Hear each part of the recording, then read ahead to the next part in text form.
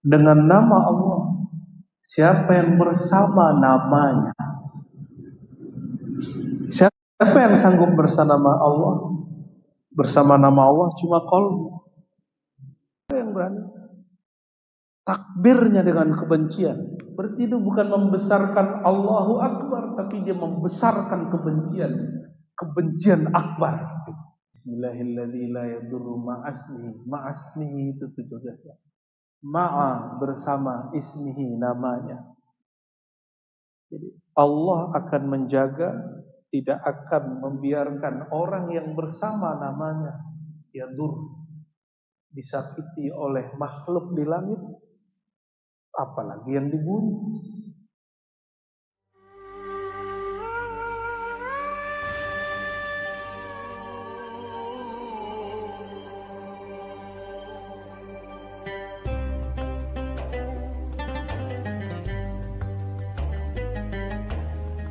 Jemaah subuh yang diberkahi Allah, salah satu warisan baginda Rasulullah SAW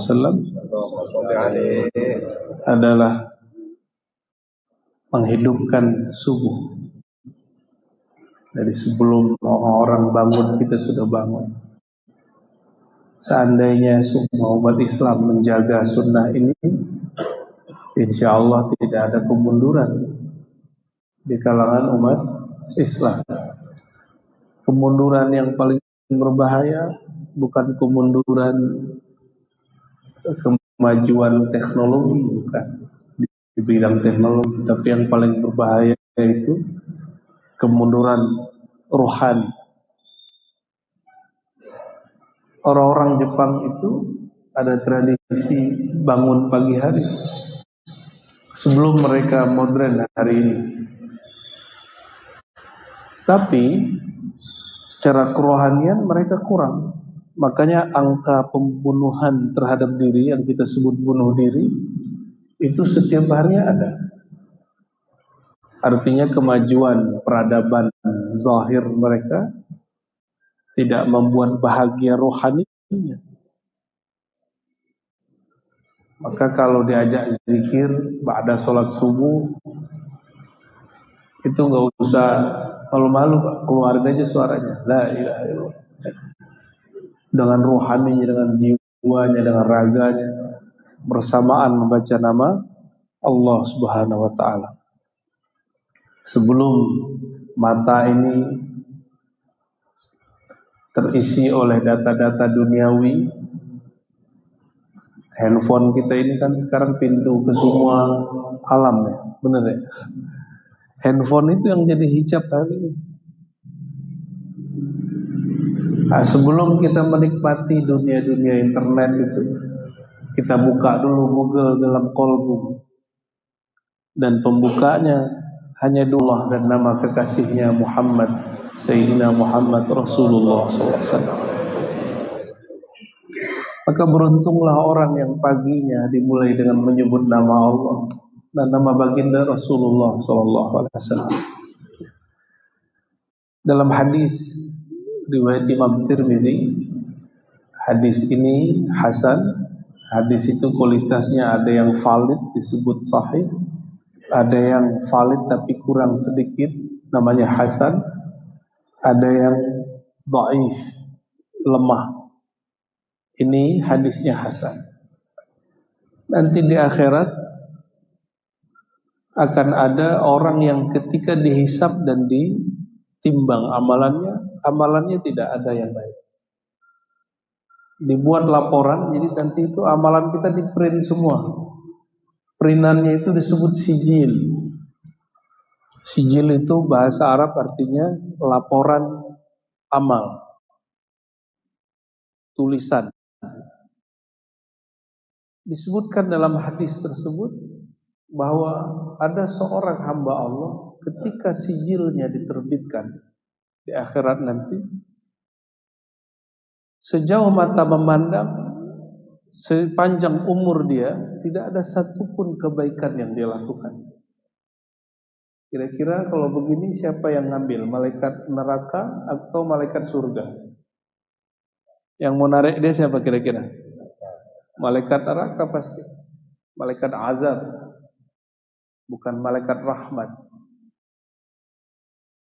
Maka malaikat azab segera belenggu dia, lalu tarik dia ke pintu neraka. Tapi tiba-tiba ada khitab, al-khitab al-qudsi min hadratil quddus. Ada kalam dari Allah yang maha suci. Apa kata Allah? Wahai malaikatku, sudahkah kalian membedah dan menimbang isi dadanya? Baru kemudian para malaikat sadar, ternyata malaikat itu tidak menghisap isi kolbu. Tugasnya cuma menghisap dari ujung rambut sampai ujung kaki. Maka dibukalah dada orang ini. Diambil bagian kirinya, yaitu jantungnya. Ternyata jantungnya berdenyut. Tapi denyutnya bukan seperti duk, duk, duk. Denyutnya berbunyi La ilaha illallah, La ilaha illallah. Begitu. Di hadis Imam Al-Baihaqi lebih detail lagi, lebih sederhana lagi. Ketika dibuka kalbu orang ini, yang ada cuma satu lafaz, Allah, Allah. Jadi jantungnya itu menyebut Allah. Saya kira ini cuma terjadi hari kiamat. Ternyata ada seorang mursyid ketika dia koma, dia sakit, dicek di Malaysia oleh seorang dokter jantung. Itu kan jantung ada alat ngeceknya. Jangankan orang yang sudah begini tubuhnya, baby, janin, itu bisa dicek jantungnya. Ada alatnya, nggak mahal juga itu alat. Ketika ada seorang syekh ahli zikir qalbu sakit, dicek jantungnya. Jantungnya bunyinya apa? Bukan duk, duk, bukan begini. Bukan begitu bunyinya. Bunyinya apa? Allah, Allah, Allah, Allah. Dokter jantungnya bingung, saya yang halu atau gimana ya? Maka dipanggil dokter yang lain, kamu dengerin ini benar gak telinga saya ini?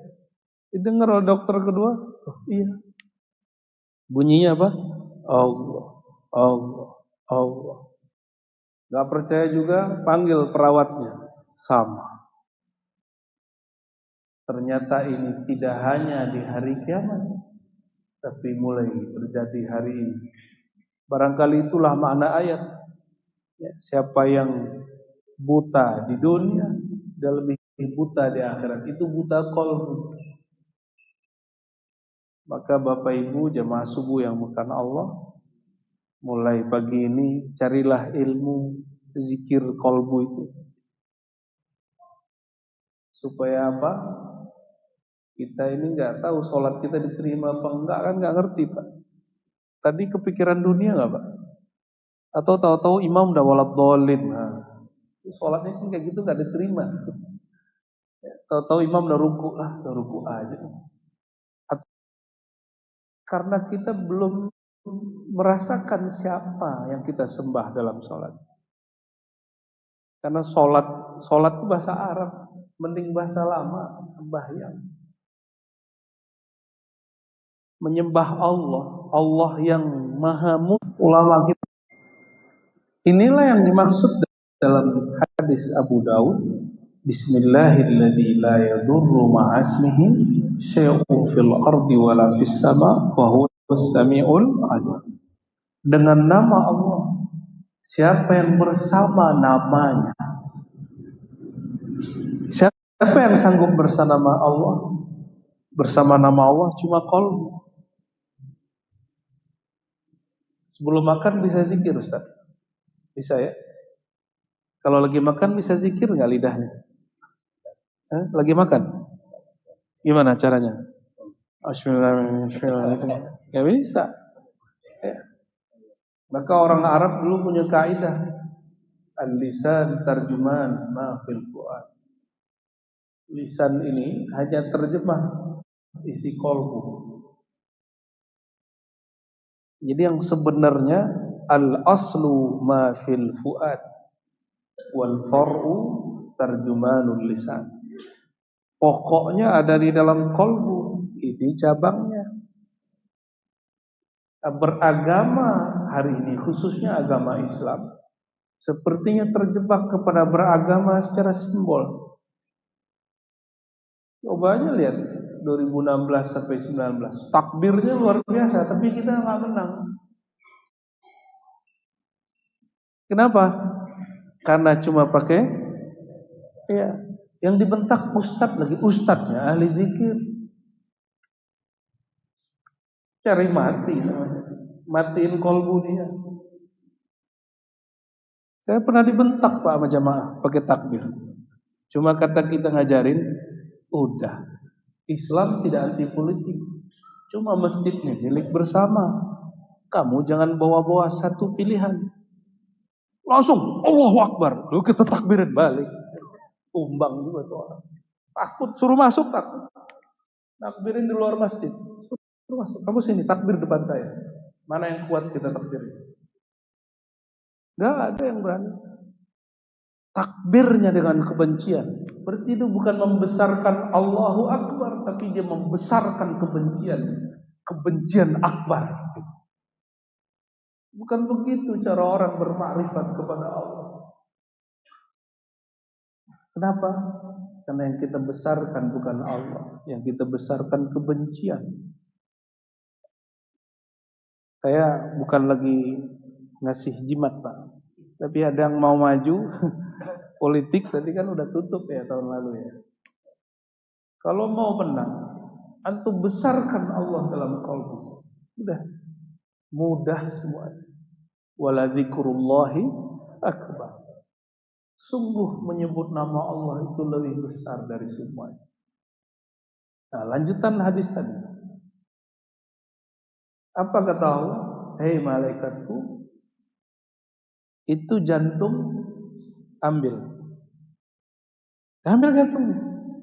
Timbang dengan semua kesalahan dia yang kalian katakan sepanjang mata memandang. Apa yang terjadi? Ditimbang. Jadi dihisap dulu baru ditimbang. Ketika ditimbang, adakah yang lebih berat dari nama Allah? Wala dzikrullahi akbar. Yang sering dijadikan ayat penutup khutbah Jumat. Ya. Sungguh sebutan Allah, menyebut nama Allah lebih besar. Ketika ditimbang, mana yang berat? Langsung nama Allah. Kolbu yang menyebut nama Allah itu lebih berat. Beginilah. Ini bukan menyuruh maksiat Pak, bukan ya.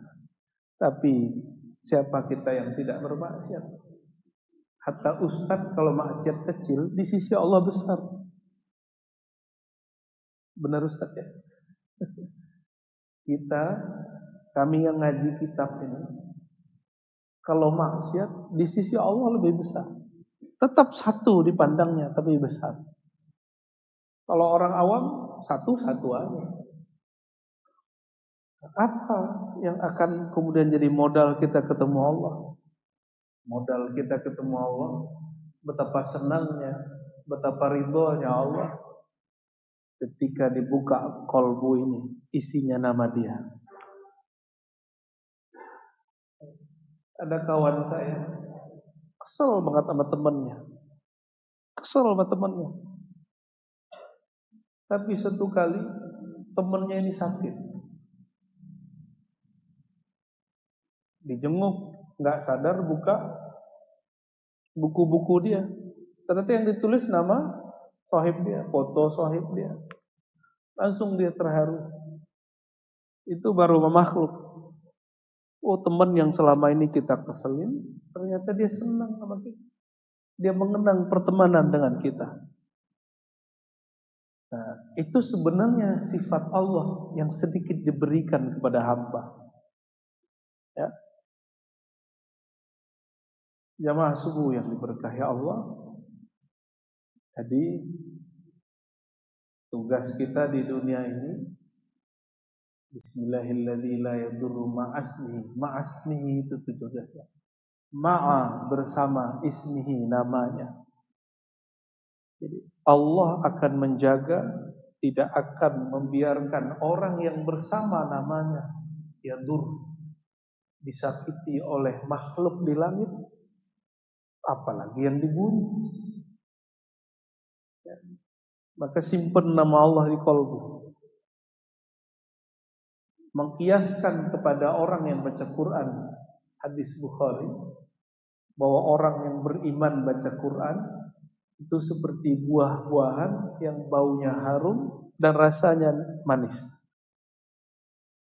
Jadi kalau kita zikir jahar, kalbu orang beriman itu kan manis karena ada nama Allah. Lalu jika dia jaharkan zikirnya, berarti orang itu sedang menebar bau harum. Begitu juga disebutkan orang yang mukmin tapi tidak mengeraskan Qur'annya, tidak menjaharkan baca Qur'annya, dia buahnya manis tapi tidak harum. Nah, tinggal pilih. Maka menu zikir saya ada dua, zikir jahar dan zikir khafi. Zikir yang dikeraskan, ada zikir yang dilembutkan. Jadi mau zikir jahar, zikir lembut gak ada masalah. Tahu-tahu ada jamaah bertanya, Ustaz, Buya, iya, gitu nanyanya. Allah itu kan gak tuli, gak jauh. Kenapa ente zikir keras-keras? Jawabnya gimana, Pak? Allah gak jauh, Allah gak tuli. Bener ya? Bener nih kalimat nih. Jadi karena kalimatnya bener, datanya sahih, pertanyaannya menjebak. Tidak semua kaidah yang benar, tapi penerapan dan pertanyaannya benar. Nah, tapi biasanya orang-orang yang nggak kuat kaidahnya, ke bawah juga, iya juga ya. Allah kan dekat. Ngapain pakai teriak-teriak segala? Imam kita kena tuh, zikir kan kenceng. Alhamdulillah, kena dia. Gimana tuh? Allah tidak jauh, Allah tidak tuli. Yang jauh dari Allah siapa? Kita. Yang tuli dari kalam Allah siapa? Qalbu kita. Maka zikir jahar bukan untuk neriakin Allah. Zikir jahar itu untuk menegur qalbu yang jauh dari namanya. Salah satu guru yang mengajarkan zikir jahar kepada kami, ini baru meninggal kemarin, namanya Syekh Syawir An-Naqsyabandi As-Sammani. Saya mohon fatihahnya dari jamaah semua untuk beliau, ila ruhin Nabi sallallahu alaihi wasallam wa li ruhi Syekhi Asy-Syekh Syawir An-Naqsyabandi As-Sammani qaddasallahu sirrahu. Al-Fatihah. A'udzu billahi bismillah. Allah. Ya Allah. Syukur.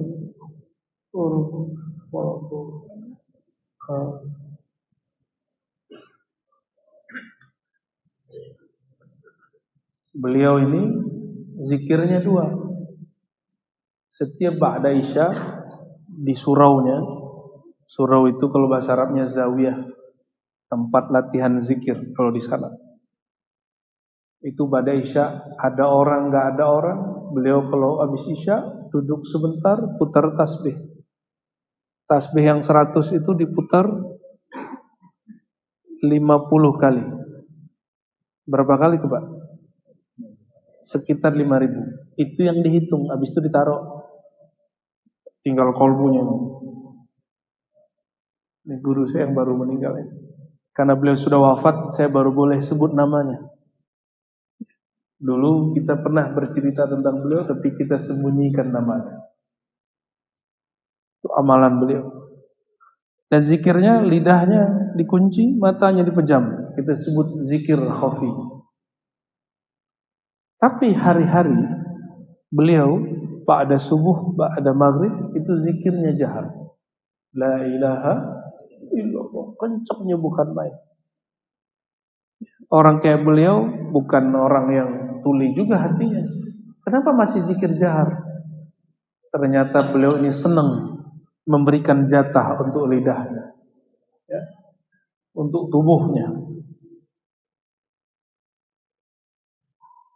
Ternyata dalam hadis Nabi ada sahabat, ya, hadis Nabi Sallallahu Alaihi Wasallam itu ada sahabat-sahabat yang memang suka zikir jahar, ada suka zikir lembut, dan itu Nabi Sallallahu Alaihi Wasallam sendiri yang mengajarkannya.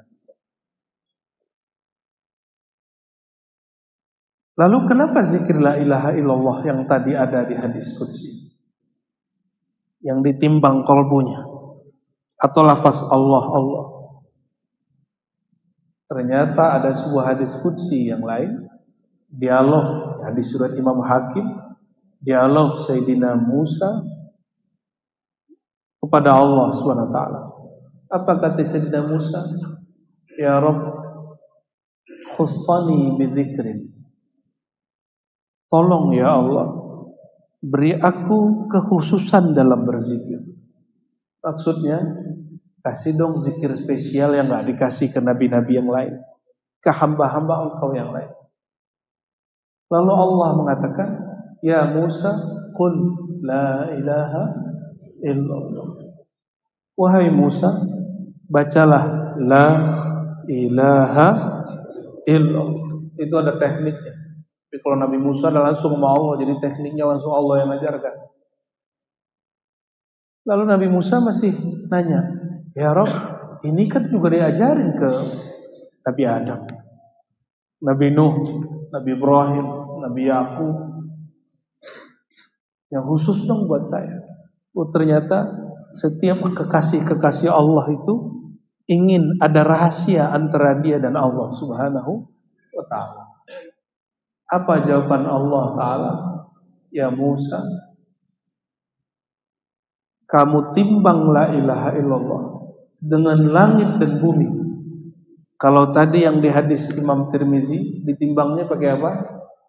Pakai semua amal buruk. Ini ditimbang dengan apa? Dengan langit dan bumi. Di bumi ada makhluk yang zikir, di langit ada malaikat yang berzikir. Ditimbang dengan satu lafaz Nabi Musa, dibaca oleh Nabi Musa, la ilaha illallah. Ini Nabi loh baca ya, karena Nabi yang baca, zahir batin yang ikut. Diambil lafaz itu, ditimbang. Di langit di bumi semua zikir malaikat kalah berat dengan zikir satu zikir Sayyidina Musa. Kalah berat, fasaqulan. Maka kalimat thayyibah ini dia lebih berat. Baru Nabi Musa nanya lagi. Oh, ternyata kekhususan la ilaha illallah itu bukan hanya di lafaznya, tapi di berapa banyak dan berapa dalam orang menghayatinya. Ya. Jadi boleh aja nih kita sama-sama berzikir la ilaha illallah, tapi yang berbeda satu saja. Seberapa dalam kita mendalami, meresapinya. Dan guru-guru kami selalu berpesan, zikir itu bukan hanya dibuat pengajian, tapi ada riyadhahnya, ada amalannya. Maka Bapak Ibu kalau punya Rotibul Haddad, Rotibul Athos, itu di tengah-tengahnya ada zikir la ilaha, itu penutup itu. Tapi coba lihat di situ, di Rotibul Haddad misalnya, sebelum baca la ilaha illallah ada namanya pembersihan. Apa yang dibaca sebelum la ilaha illallah? Istighfarnya gimana? Astaghfirullah Rabbal baraya. Astaghfirullah minal khataya. Ternyata Al-Habib Abdullah Al-Haddad sedang memberi rumusan kepada orang-orang yang berzikir dengan rotibnya. Apa kata beliau? Ya, kalau engkau ingin menikmati lezatnya la ilaha illallah, maka sucikan dulu zahirmu. Rabbal baraya, ya Allah, Tuhan sekalian makhluk, astaghfirullah, kami minta ampun. Dari apa? Minal khataya, dari kesalahan baik yang zahir ataupun yang batin. Jadi kita bersihkan dulu dengan istighfar. Makanya yang dibacanya bukan sekali, bukan juga 3 kali. Berapa di situ? 4 kali, ada sirnya. Mengikuti hadis Abu Daud, ada satu zikir yang dibaca 4 kali. Ya. Ada satu zikir di Abu Daud. Ya. Allahumma inni asbahtu ushiduka wa ushidu hamalata arsyika wa malaikataka wa jami'a khalq. Itu ada zikirnya di Abu Daud. Ya. Kemudian ditulis oleh beliau dalam Arwidul Latif oleh Al-Habib Abdullah Al-Haddad. Apa kata baginda Rasulullah SAW? Siapa yang baca 4 kali, selamat dia zahir batin, Allah jaga. Kalau dibacanya sekali, 1/4 dirinya. Dibaca 2 kali, setengah dirinya. Dibaca 3 kali, 2/3. Dibaca 4, oh berarti Rasulullah SAW membagi diri manusia jadi 4. 4 inilah yang ditelurkan kemudian oleh para ulama ahlul haqaiq, disebut anasir al-arba'ah. 4 unsur tubuh manusia. Ada tubuh yang tanah, ada tubuh yang air, ada tubuh yang udara, ada tubuh yang api. Diistighfarkan semuanya. Mulai dari ujung rambut sampai ujung kaki. Bahan tubuh kita ini 4 itu. Lalu Allah tiupkan roh yang suci ke dalam diri kita.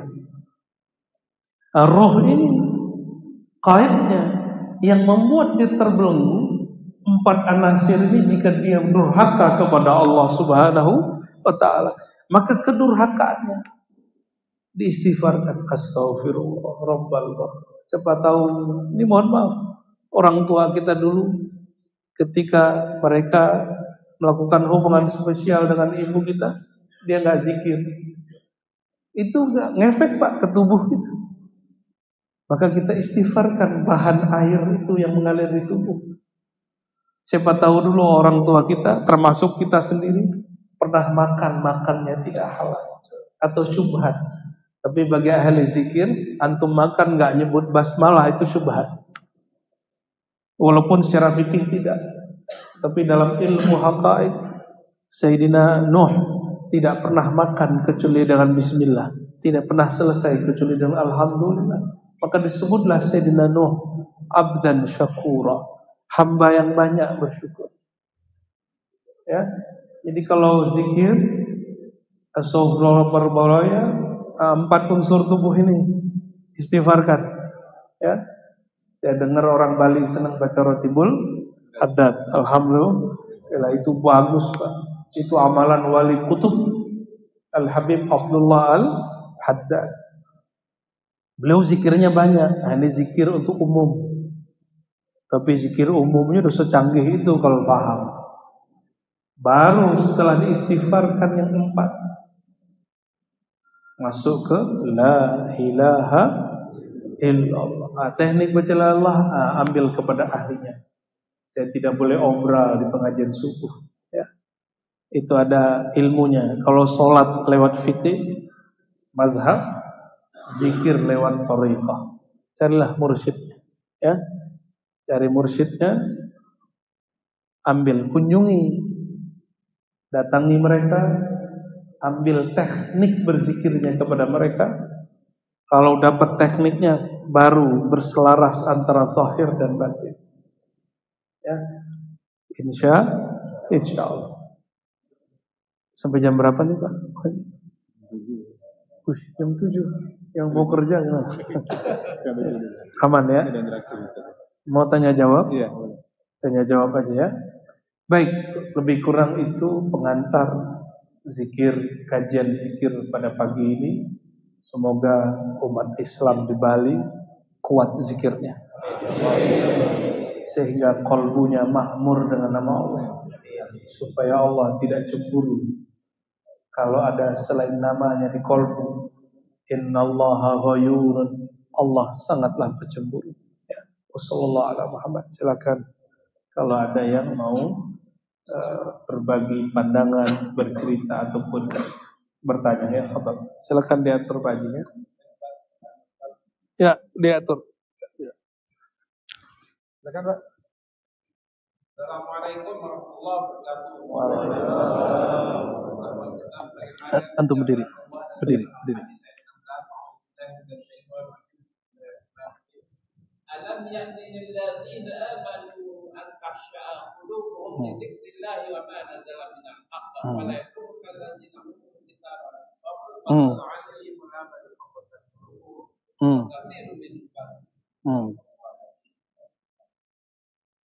Sudah. Kalau antum bacanya tadi pakai ruh, pingsan aneh. Ya. Itu ayat dibaca oleh Sayyidina Al-Hasan Al-Basri. Lebih dari 5 orang pingsan.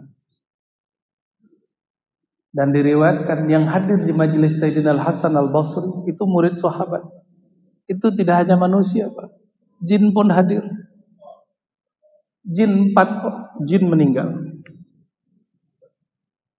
Baca ayat itu. Begitu ulama salafus soleh dulu baca Quran. Alam ya'ni itu lebih halus daripada alam ya'ti. Telahkah datang? Sudahkah datang? Ini bahasa halus. Kalau alam ya'ti itu kasar, kenceng. Ya, alam ya'ni itu ngomongnya pakai qalbu. Sudahkah datang kepada orang beriman? Ya, waktu yang jika mereka sebut nama Allah, qalbunya takhsha, ya, qalbunya tunduk. Itu semua yang hadir menangisi qalbunya. Ya Rabb, qalbu kami keras ya Allah, qalbu kami keras ya Allah. Maka mereka menangisi qalbunya. Suatu kali saya mentalkin orang, Pak. Murid-murid kita semuanya nangis kecuali satu orang. Orangnya sudah bergelar. Nggak ada lagi sekolah habis itu. Berarti gelarnya apa tuh? S3 atau doktor. Di akhir orang semua nangis salaman. Dia baru mau nangis, Pak. Orang udah selesai nangis, dia baru mau nangis. Apa yang dia tangisi? Buya, ada apa dengan hati saya? Terisak-isak dengan. Ada apa, dokter? Yang lain tamatan STM, SMA nangis. Saya yang kata orang ahli agama, kok nggak bisa nangis? Nah, itu nangis itu gitu. Saya baca habis itu. Tapi saya pun mau nangis, Pak, ngeliat dia begitu. Itulah makna ayat tadi. Pada orang-orang yang katanya beriman, bisa kalbunya tersentuh menyebut nama Allah, lidzikrillah. Tapi nggak usah khawatir. Di ayat berikutnya itu, yang menghidupkan bumi siapa? Allah. Jadi bedanya bumi sama kalbu kan beda-beda tipis. Bumi itu yang sudah tandus, Bapak yang umroh bulan lalu, 2 bulan lalu, bulan Januari, negeri tandus di Mekah, di Madinah, bukit-bukitnya hijau. Bukit-bukitnya hijau. Orang Bali kan biasa ngeliat hijau-hijau ya. Mereka ngumpul-ngumpul di tempat lucu. Kalau kita mungkin nganggapnya norak, tapi bagi mereka itu spesial. Cuma kalau saya ketakutan melihat itu. Kenapa? Karena baginda Rasulullah SAW bersabda, la taqumu sa'a hatta ya'uda al-'arabu burujan wa anhara. Itu tanah Arab kalau sudah kembali hijau dan banyak sungai, itu pertanda la taqumu sa'a, tidak terjadi kiamat sampai terjadi hal itu. Kalau saya malah ngeri berita-berita itu dan melihat itu ngeri. Pas saya datang, rumputnya udah mulai memutih, tapi masih ada yang hijau-hijau. Jadi ada mereka yang melihat itu gira, sorak gembira, ada yang nangis. Samalah lebih kurang Pak. Jadi itu ayat surah Al-Hadid. Namanya surah Al-Hadid, tapi kalau dibaca kalbu kita kayak digemplang ya. Itu ayat luar biasa Pak. Bisa menundukkan hati orang-orang yang keras, yang mau munsif, yang mau insaf. Insya Allah. Ya. Semoga hati kita termasuk yang insaf. Amin ya rabbal alamin. Ya, ada lagi? Silakan Pak. Ya, ini janjian nih kayaknya nih ya.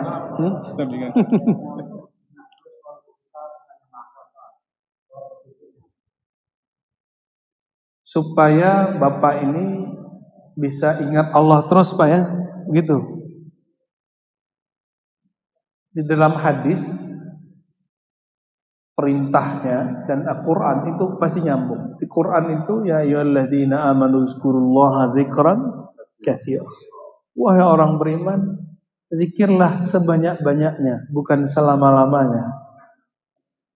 Ini kata kunci. Baca Quran ini harus cerdas Pak. Ya. Dalam hadis baginda Rasulullah SAW memberikan kalam indah kepada seorang sahabat yang disebut al-musalsal bil mahabbah. Ya Muaz, inni uhibbuk. Wahai Muaz, aku cinta kepadamu. Faqul fi kulli duburi shalah. Bacalah setiap habis salat atau di ujung salat. Allahumma a'inni ala dzikrika. Ya Allah, bantu aku mengingat Engkau. Maka jawabannya gimana? Pertama, zikir itu perintahnya sebanyak-banyaknya, bukan selama-lamanya. Kalau nggak percaya, tanya mursyid. Pasti ada saat dia tidak berzikir. Tapi inilah jalan keluarnya, halul masyakil. Allahumma a'inni ala dzikrika. Bukan Allahumma adimni ala dzikrika. Allahumma sebutni ala. Nabi nggak ngajarin begitu. Ya Allah, tetapkan aku zikir. Ya Allah, dawamkan kalkan aku dalam zikir. Enggak, itu berlebihan. Enggak kuat itu. Maka Rasulullah ajarkan kalimat yang cocok untuk tubuh kita. A'inni ya Rabb, bantu lisanku, bantu kolbuku, bantu ruhku menyebut nama Engkau. Itu.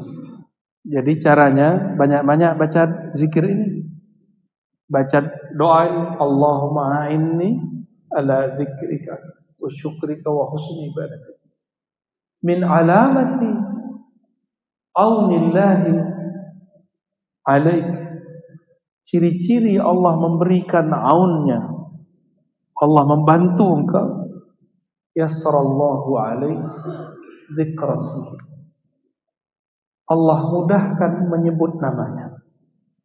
Jadi siapa yang zikir tadi pagi, zikir setelah ini, berarti dia sedang dibantu oleh Allah. Nama Allah lebih berat dari langit dan bumi. Sekarang disuruh kita baca. Gimana kita gak keteteran? Itulah sebabnya kita ini gak sanggup zikir setiap masa. Jadi di saat Allah menyebut nama kita, kita ditakdirkan menyebut nama Dia. Siapa yang sanggup begitu setiap saat? Nanti lupa nikah, lupa kerja. Ya. Karena orang kalau asik masuk dalam zikrullah, dunia hilang. Maka Allah sengaja sesekali bantuannya ditahan supaya manusia hidupnya seimbang. Itu. Jadi sebenarnya zikir itu Allah juga. Fazkuruni azkurkum. Sebut aku sebut kamu. Duluan mana yang nyebut Pak? Allah atau kita? Duluan mana yang nyebut? Ya. Sejak kapan manusia makhluk lebih dulu menyebut nama Allah daripada Allah sendiri? Maka hadis ini menjelaskan hubungan ayat-ayat tadi. Salah satu ciri-ciri orang itu disebut oleh Allah, dibantu oleh Allah, itu bahasa lainnya. Dia dimudahkan menyebut nama Allah. Jadi Bapak kalau nyebut nama Allah itu lagi dibantu sama Allah. Berarti Allah lagi nyebut kita. Gitu ya. Jadi rutin saja zikir pagi sore. Usahakan zikir setiap nafas naik turun. Jika tidak sanggup kita istighfar. Ya. Bahkan dalam sholat pun kita berperang dengan pikiran. Benar nggak? Giliran sholat pikirannya macam-macam. Kok bisa begitu? Ini yang disebut gelombang otak menuju tenang. Orang kalau menuju tenang, maka pikirannya akan flashback dulu semua. Cuma kita kelamaan di situ. Kalau ahli zikir dia langsung sampai ke ujungnya. Itu yang disebut as-sakinah. Sakinah itu di qalbu, tumaninah itu pada jasadnya. Maka ahli fikih bersambung, berkolerasi antara sakinah di dalam kolbu dengan tumaninah pergerakan sholat. Jadi tumaninah itu bukan dari sholat yang gerakannya lama. Kan ada tuh yang sholatnya lama, tapi pikirannya sebenarnya galau. Karena dia memulai gerakan tenang bukan dari kolbu. Gerakan tenang itu dari geraknya kolbu. Di sini dulu tenangnya, namanya sakinah. Baru natijahnya tumakninah. Maka kepada guru-guru fikih, mohon maaf bukan ingin mengajari antum, wajib belajar zikrullah supaya dapat sakinah. Karena apa? Imam Ghazali menganggap tumakninah fi shalah itu rukun.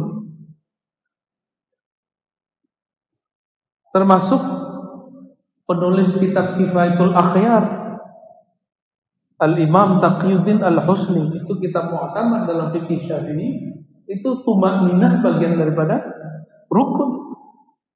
Wala sabila ilaiha illa sakinah fil qulub.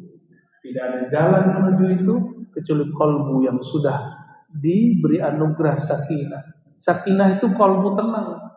Enggak begini lagi dia. Dengan apa caranya? Hanya dengan menyebut nama Allah Subhanahu wa taala. Ya. Alas itu satu lagi, Pak. Ya, satu lagi. Satu aja dulu kami saya ini sebagai temannya Masjid Al-Azhar Hamzah menerangkan kalau nggak apa beda orang yang melakukan zikir kepada Allah kalau banyak amal berjalan. Kalau dia berjalan katanya tersambung ucapannya aduh. Satu orang berjalan dan satu ucapannya astagfirullah. Itulah bedanya orang yang melakukan zikir atau itu mazahir, indikator. Berarti orangnya itu, mohon maaf Pak ya, itu zikir awam. Mau zikir khawas gak? Mau zikir khawas, itu serius. Mengikuti nolak salafus saleh. Imam Junaid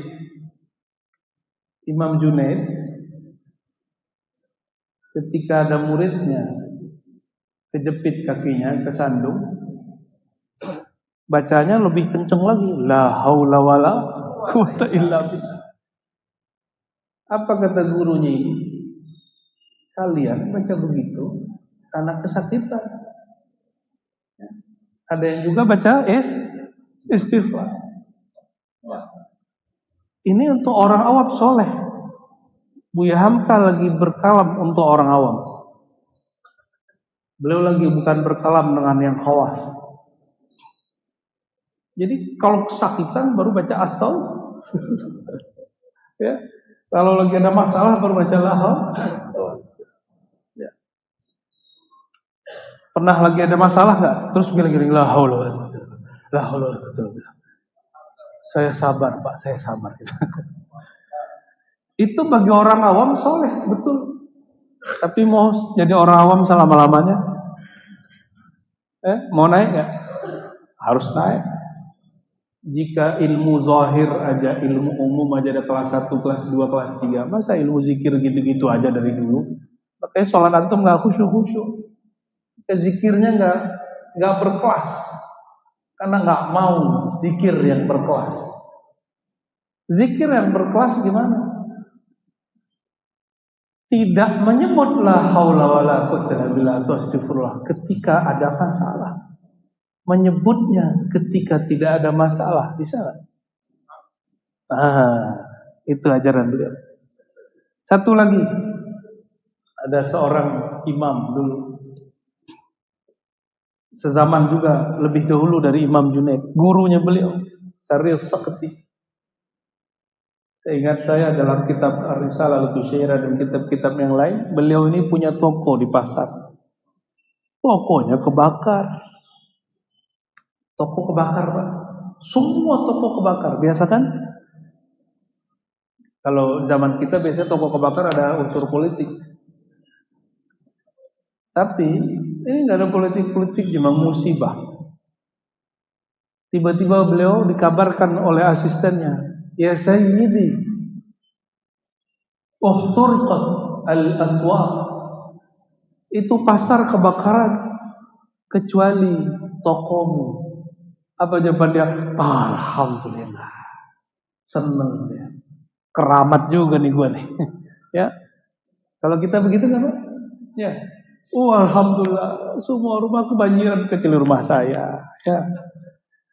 Gempa, semua rumah roboh kecuali rumah saya. Itu kalau kita ya, banyak soleh kalau ngomong begitu. Itu zikir orang awam. Orang awam sibuk sama diri sendiri. Kurang perasaan. Masa tuh baca alhamdulillah di saat orang punya musibah? Apa kata Imam Syaril Saqati? Inilah astaghfirullah ta'ala. Aku senantiasa istighfar. Karena 30 tahun yang lalu qultu alhamdulillah, aku salah membaca alhamdulillah. Jadi zikir ini ada kurikulumnya, nggak boleh salah pasang. Maka saya nggak tahu tuh kalau orang-orang yang takbir kemarin mentakbiri ulama, bentak orang dengan takbir, tidak pada tempatnya. Kalau dia ketemu imam ini mungkin digampar-gampar. Kalian zikir sembarangan. Ahli zikir kok diteriakin zikir, bunuh diri kalian. Paling begitu ya nama beliau. Jadi nanti kalau orang dapat musibah kita enggak, jangan ngomong alhamdulillah, Pak. Kita ngomong astagfirullah. Semua aja gitu ya. Segera apa yang ada di toko, yang di rumah kita kudu bantu tuh orang. Beliau terdiam sejenak baca alhamdulillah dan gak simpatik dan gak empati dengan orang. Kalau orang simpati kan cuma ngomong kasihan ya, kan gitu ya. Tapi kalau orang empati, apa yang dia punya dia bantu. Itulah kerohanian wali-wali Allah besar di zaman dulu. Ya, itu nggak perlu ditanya lagi kenapa begitu. Ya itulah ahli-ahli Allah, ulama-ulama yang hidup di abad ketiga Hijriah, ahli-ahli zikir. Mereka lah yang disebut hakikatus salaf, salaf yang sebenarnya. Ya, salaf yang sebenarnya mereka itu. Jadi yang tadi itu Ustaz, itu kalam Buya Hamka untuk orang awam. Tapi beliau sendiri kan punya sir. Beliau kan terakhir hayatnya bersuhbah dengan Abah Anom. Dan ayah beliau sendiri itu orang tarekat. Cuma fikihnya ketat. Dan kakeknya mursyid dua thariqah. Thariqah Ba'lawiyah dan thariqah Naqsyabandiyah. Ya, Syekh Amrullah Tuanku Kisai An-Naqsyabandi Al-Ba'lawi. Ya, thariqahnya dua. Maka beliau mengatakan dalam bukunya, ya, di dalam diriku mengalir dua darah, satu darah padri kanan dan satu darah padri kiri. Padri kanan itu maksudnya ahli zikir, satu lagi padri yang suka ingin pembaharuan, revolusi. Makanya Buya Hamka sempat konflik dengan Soeharto. Ya, Allahumma sholli ala sayyidina. Sudah 6:30 cukup ya. Baik Bapak Ibu yang bukan Allah, dengan sungguh mari kita tutup dengan doa. Ala dunia wa kulli salihah ala ruhi nabiyina Muhammad sallallahu alaihi wasallam wa ruhi kulli minna. Al-Fatihah.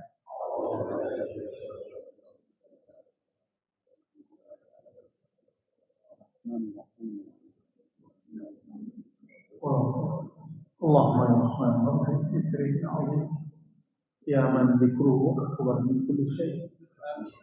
أعنا على ذكرك وشكرك وحسن عبادتك وأعنا على حب نبيك وأعنا على كثرة الصلاة على حبيبك Allahumma ya Allah, yang namanya lebih besar dari semua nama, yang zatnya lebih besar dari semua zat, yang sifatnya lebih suci dari semua sifat, yang afal perbuatannya lebih sempurna dari semua perbuatan.